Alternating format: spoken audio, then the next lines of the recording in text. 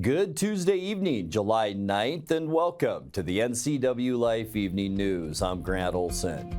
Here are a few of the stories we have coming up for you tonight. A Quincy man will serve just 3 months after his guilty plea in what police initially described as a carjacking. U.S. Senator Patty Murray is calling on President Joe Biden to prove he can take on former President Donald Trump in the 2024 presidential election. Triple-digit heat is expected again tomorrow as this heat wave continues through the upcoming weekend. Your scorching hot weather details are straight ahead.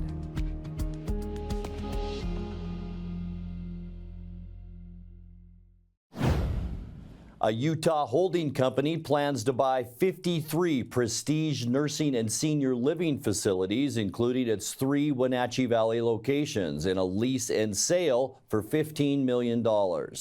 Prestige Senior Living at Colonial Vista Post-Acute and Rehabilitation Center, and Prestige Senior Living at East Wenatchee would all be included in the sale, which is expected to close later this year. Prestige is based in Vancouver and owned by the Del Marter family. Jason Murray, chairman and CEO of the holding company PAX Group, Inc., said in a press release that PAX looks forward to honoring the legacy of the care provided by the Del Marter family and Prestige team. A proposed sale price hasn't been disclosed. The Pioneer Fire, burning in a remote area of Lake Chelan between Manson and Stehekin, has ballooned to more than 10,000 acres in the face of high heat and gusting winds. That means fire managers needed a new base camp, and they've chosen Singleton Park in Manson as their operating point. They say a fire camp at the park will make it easier to get resources to the fire lines. Red flag conditions remain in effect for eastern Washington with dangerously high heat. Although no communities are threatened, the fire crossed Meadow Creek on Monday, and level 1, 2, and 3 evacuation notices remain in effect around its perimeter. A Quincy man will serve just 3 months after his guilty plea in what police initially described as a carjacking. 28-year-old Pablo Giovanni Tapia pleaded Monday to charges of unlawful firearm possession and DUI in Chelan County Superior Court. He and a passenger, 20-year-old Marcus Chavez, were arrested in April in a Lincoln Navigator that had reportedly been stolen at gunpoint. Prosecutors weren't able to prove that allegation, but police did recover a 9mm pistol that Tapia was barred from possessing. Judge Kristen Ferreira sentenced him Monday to 3 months in jail plus 5 years of court supervision. His passenger, Chavez, still awaits trial on charges of vehicle theft and possessing alcohol while a minor. A sinkhole discovered last May in the area of 5th Street and North Emerson Avenue will undergo repair next week. Sections of the storm sewer running beneath 5th Street have badly corroded, and the pavement has begun to settle as a result. The city of Wenatchee will close Emerson at the intersection starting Monday to make way for an emergency replacement on the failing stormwater line. The work is expected to go on through July 29th. All vehicle and pedestrian traffic will have to reach Emerson by way of 9th Street. A 2nd Street closure took place today on Crawford Avenue between Mission Street and Wenatchee Avenue for installation of a new water service line. When we come back, the Washington Department of Fish and Wildlife is seeking public comment on a rule-making proposal to restrict the trapping of all fox in 5 national forests. And the Wenatchee Rescue Mission and the Sage Bluff Migrant Farm Worker Housing Development in Malaga are 2 new stops now made by the North Central Washington Library's bookmobile. I'm Grant Olson, and you're watching the NCWLIFE Evening News. Raising a family may have seemed overwhelming to your parents, but they weren't. Coach, teacher, life guide, caregiver. Family takes care of family. And as the circle of life continues, you now are their caregiver. It may seem overwhelming, but we're here to help you find the support services necessary so you can provide quality care to your elders. Call Aging and Adult Care of Central Washington at 1-800-572-4459. Let your voice be heard. I'm former Chelan County Sheriff Brian Burnett, and I'd like to be your District 12 State Representative in Olympia. With my extensive experience in law enforcement, I'm eager to serve you to ensure your community and neighborhood public safety. I intend to safeguard and improve your quality of life. I support your private property rights, lowering your tax burden, helping small business to thrive, fiscal responsibility, and your public safety. Paid for by the committee to elect Brian Burnett for state representative. Who is Brant Capel? Brant Capel is dedicated to our community. Who is Brant Capel? Brant Capel has a vision for the future. Who is Brant Capel? Brant Capel listens to our concerns. Who is Brant Capel? This is Ray Dobbs. I know Brant Capel, and I know he'll make an outstanding Chelan County Commissioner. This is Brant Capel, and I'm running to be your next Chelan County Commissioner. I'd be grateful for your vote. Paid for by the committee to elect Brant Capel, Republican. Now there are even more reasons to meet at the Pybus Market. Outdoor dining and tastings, the fabulous Farmers Market, Saturday artisans on the concourse, and your favorites all week long. No matter the reason, it's always time to meet at the Pybus Market. Pybus Market, where community meets. U.S. Senator Patty Murray is calling on President Joe Biden to prove he can take on former President Donald Trump in the 2024 presidential election. 81-year-old Biden has received criticism over his age, health, and performance during the June 27th debate against Trump in recent weeks. Murray released a statement on Monday saying while she has, quote, a deep appreciation for Biden, she believes he, quote, must do more to show he can campaign against Trump. Murray did not call for Biden to drop out of the race, but said, quote, President Biden must seriously consider the best way to preserve his incredible legacy and secure it for the future. Murray, who became Senate President pro tempore in 2023, is third in line to the presidency.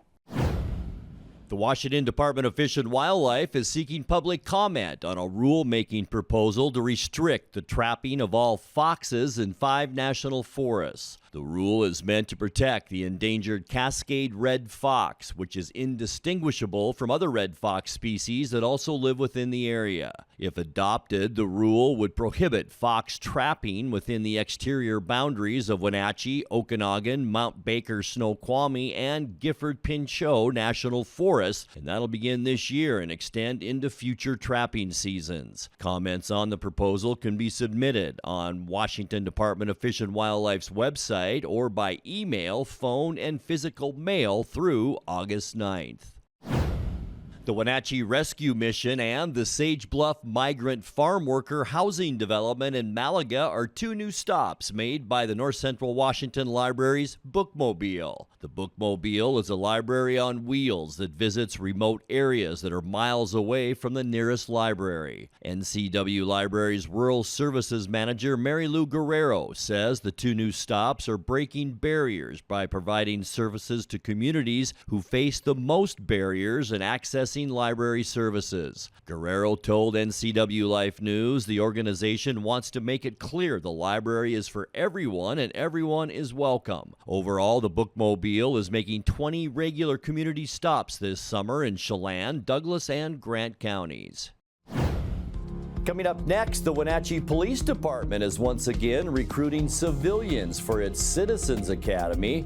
We'll tell you how to apply coming up in tonight's feature story. Record high temperatures all across north central Washington today, with likely more records tomorrow. I'll have all the details coming up in your full local weather forecast. That and much more still to come tonight. Please stay with us. Bring the whole family up to Stormy Mountain Brewing and local public house in historic downtown Chelan. Applewood smoked brisket, street-style tacos, and our award-winning barbecue rubs and sauces. Our meals pair perfectly with our exciting lineup of craft ales, made right here in Chelan. We've got room for big groups, or give us a call for catering. So grab the kids and check out the fun at Stormy Mountain Brewing and local public house located in the heart of Chelan.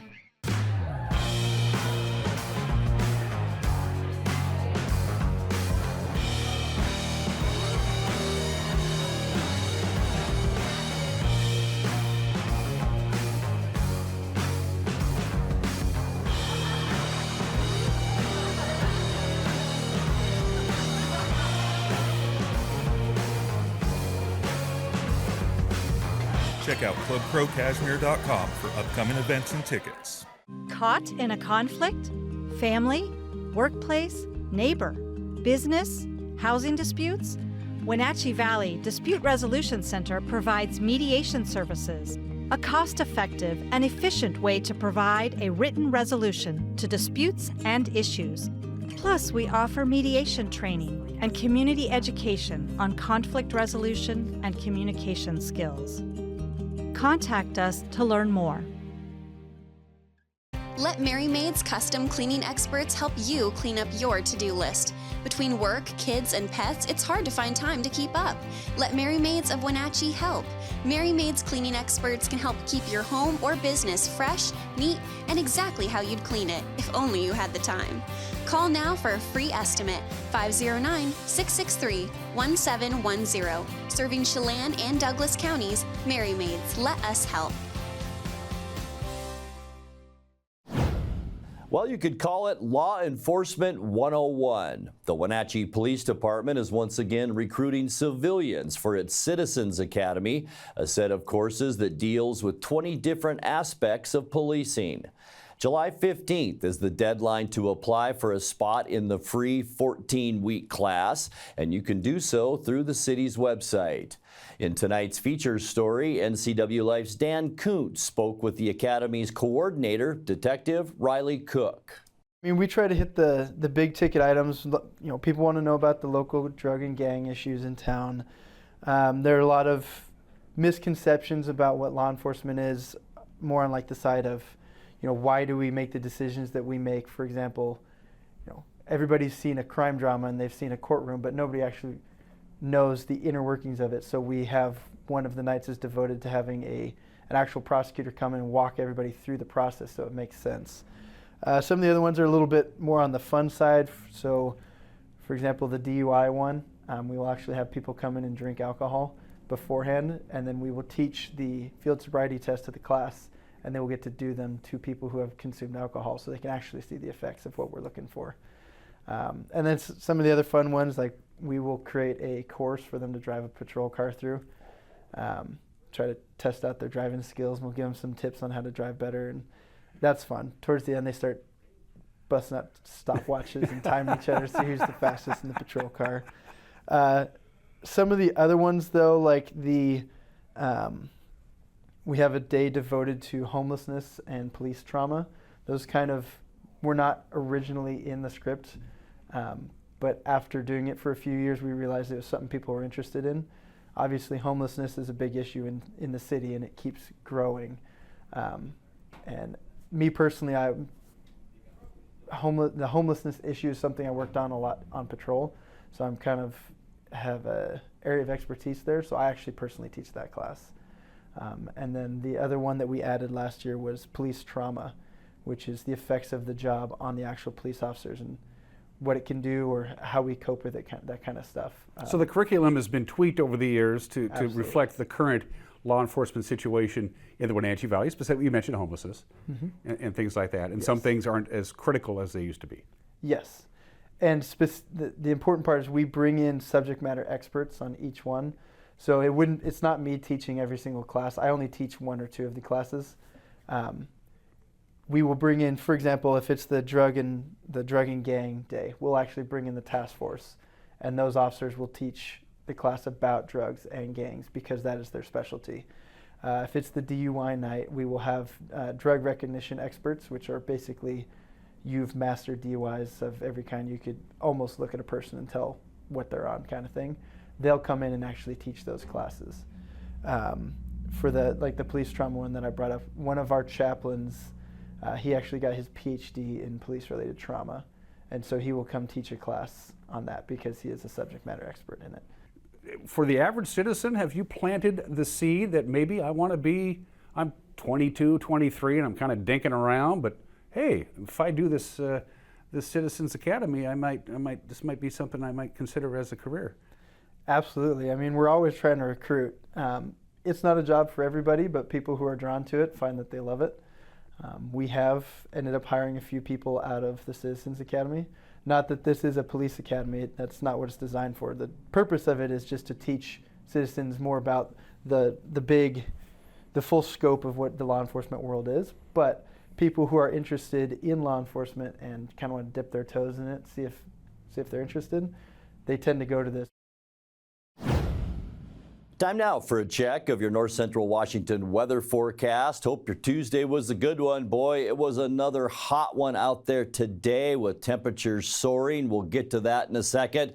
Outside our weather window, we're going to move up north this afternoon. This is a shot from our Billy Goat Sky-Fi Tower camera looking at Okanagan County. You can see Pateros here, Brewster in the middle of your screen, and some of those hazy skies. A lot of us picked up some of that smoke from the Pioneer Fire that's now over 10,000 acres, as we mentioned, over by Chelan, north of Chelan. So all of us did see some of those hazy skies, and that actually kept our temperature down about a degree or two. This is our forecast for today, 107. Our record, 105 on this date, and it looks like we could do it tomorrow as well. Our forecast, 104, and our record on Wednesday is 101 degrees. Remember, yesterday we tied a record at 103, and I'll tell you what, have a plan if you are going to be outside in this excessive heat. We do have that warning through tomorrow.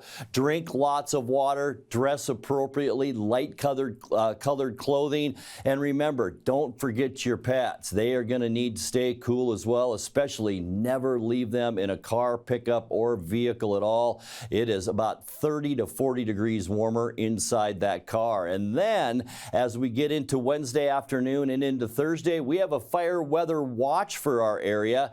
Humidity's only in the single digits as we get into the next couple of days, and with the breezy conditions that we'll probably see tomorrow afternoon and again on Thursday, boy, critical fire danger all around north central Washington. So please keep all of that in mind. Here we go today, 105. We tied our record high unofficially. 105 was our record set in 1975. So for the second day in a row, we have tied that record high. But as I mentioned, I think that smoky skies kept our temperature down a degree or two. Look at that normal, 86 degrees. We were almost 20 degrees above that today. 72 this morning. That's 11 degrees above our normal low temperature of 61. So we got off to a pretty warm start. Our record cold, 47, set in 1972. Sunrise, 5:14 this morning, and our sun will set tonight at 8:57. All right, you ready for some more hot temperatures?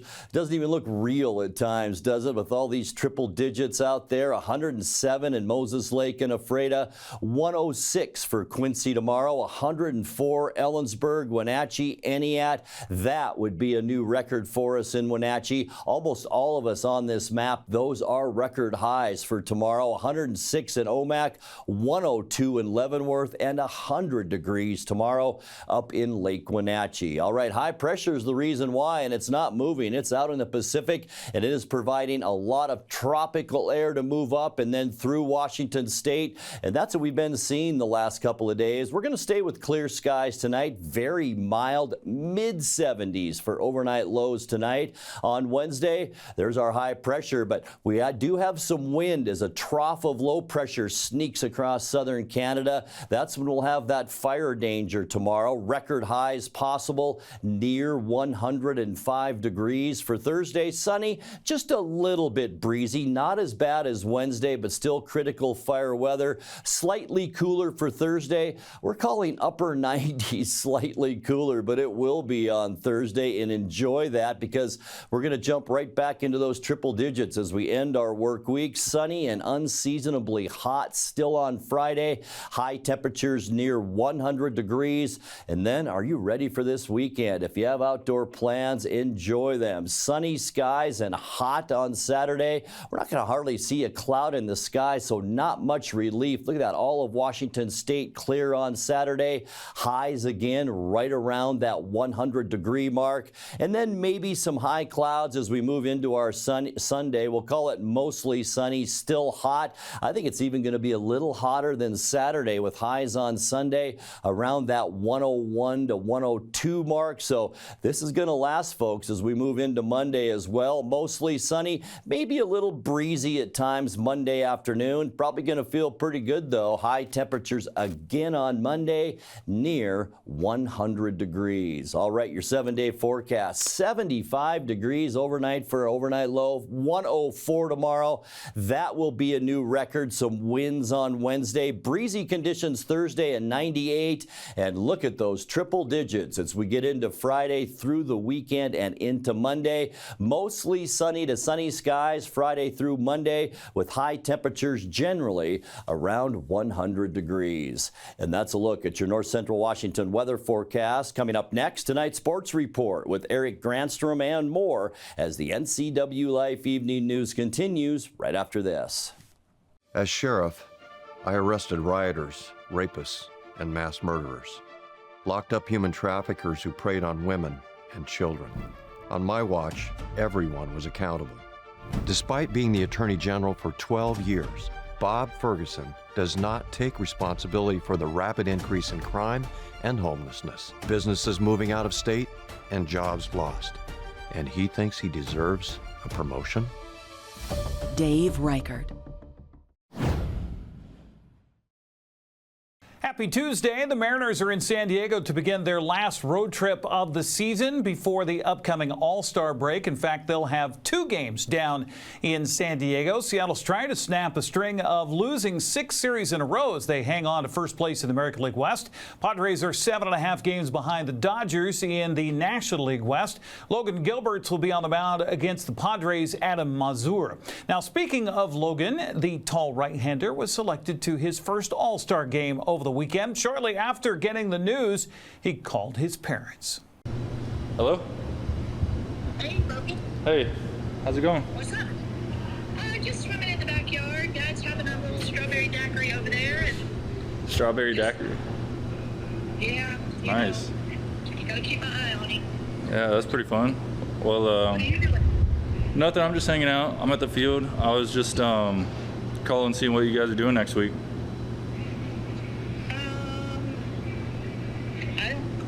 Dad will be back from Arkansas. When do you get back? Sunday? He gets back from Arkansas Sunday. Okay, well, if you guys aren't busy, I know you just came to see me, but I'm going to Texas for the All-Star game next week, and I wanted to see if you guys wanted to meet me out there.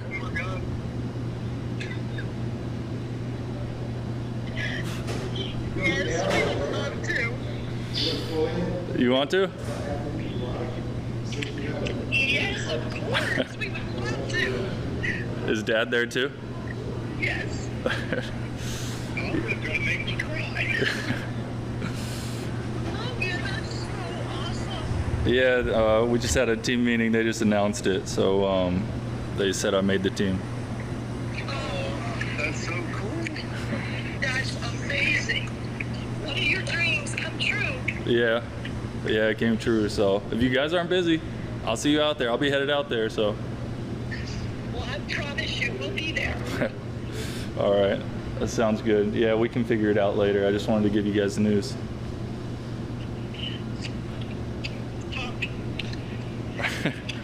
That's awesome, buddy. I'm so proud of you.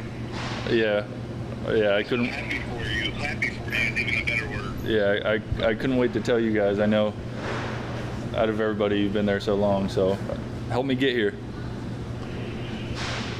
What did your team say? Everybody was just really excited. Everybody was so supportive. They said more guys might get added in the next few days, so I think Munoz might be going too. That would be awesome. Yeah. Well, I'm sure Bryce Miller's happy. Bryce was pretty happy, yeah. Yeah. All the guys, yeah, they were really nice. Well, that's awesome. Well, you know what Bryce said? He lets you do everything and then he copies you the next year. So next year might be his year. You can tell him that. Yeah, it could be Bryce next year, that's true. It could be. All right, we'll go play the congratulations. Thank you for calling. Oh, okay, yeah. Thank you guys. Love you. I'll see you soon. Bye. All right, bye. That went pretty well. Seattle remains 2 games in front of Houston in the American League West. Texas has moved a half game closer with a 9-4 win over the Angels last night. LA is 11 games back, while the A's are 16.5 games out of first place. After a rare day off, the Wenatchee Apple Sox are back at it in West Coast League Collegiate Summer League Baseball tonight. Edmonton comes to town just in time for the hottest few days of the summer. In fact, the game has been moved back a half hour due to the heat. Joel Norman stopped by for a visit with Dan Kuntz on Wake Up Wenatchee Valley and said the Apple Sox fans sure need to get to the ballpark to brave the heat for a new addition. We've got a couple of guys coming into town. Jack Hafferkamp is a kid who's going to UC Santa Barbara this fall. He arrived in town yesterday, and he's going to be playing a lot the next couple weeks or so here, because this is a guy who, at this time next week, is hoping to hear his name called in the MLB draft. Right now, he's projected as a 7th-round selection.